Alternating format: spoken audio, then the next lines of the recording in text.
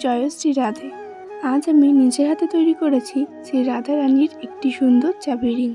কীভাবে তৈরি করলাম সেটাই তোমাদের সাথে শেয়ার করব। শেষ পর্যন্ত ভিডিওটা কিন্তু অবশ্যই দেখো। জানো তো, এই চাবি রিংটা শুধু একটা সাজসজ্জার জিনিস নয়, এটা আমার হৃদয়ের ভক্তি ও ভালোবাসার প্রতিফলন। এই চাবি রিংটি বানাতে আমি মোল্ডেড ক্লে ব্যবহার করেছি। ক্লেটাকে ভালোভাবে মিশিয়ে গোল আকৃতি বানিয়েছি। তারপর ক্লেটাকে একটা ছিদ্র করে কিছুক্ষণ রেখে দেবো শক্ত হওয়ার জন্য। কিছুক্ষণ পরে যখন শক্ত হয়ে গেল, এরপর সাদা ফেব্রিক দিয়ে পুরোটা রং করে নেব, যাতে বাকি রঙগুলো খুব ভালো মতো বসে যায়। এখানে ব্যবহার করছি ফেব্রিকের নীল আর হলুদ কালার, যা কৃষ্ণ ও রাধার প্রতীক।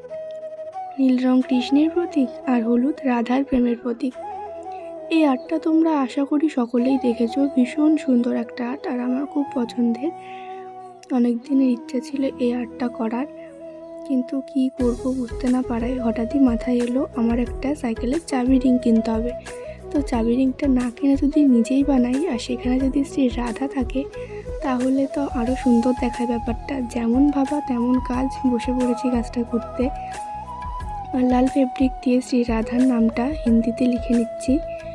আর আমার কাছে যেহেতু ভার্নিশ ছিল না, তাই আমি ভার্নিশ অ্যাপ্লাই করতে পারিনি। তোমরা যে ট্রাই করলে অবশ্যই ভার্নিশ অ্যাপ্লাই করো, তাতে এটা টেকসই হবে, নয়তো রাফ ইউজ করলে উঠে যেতে পারে।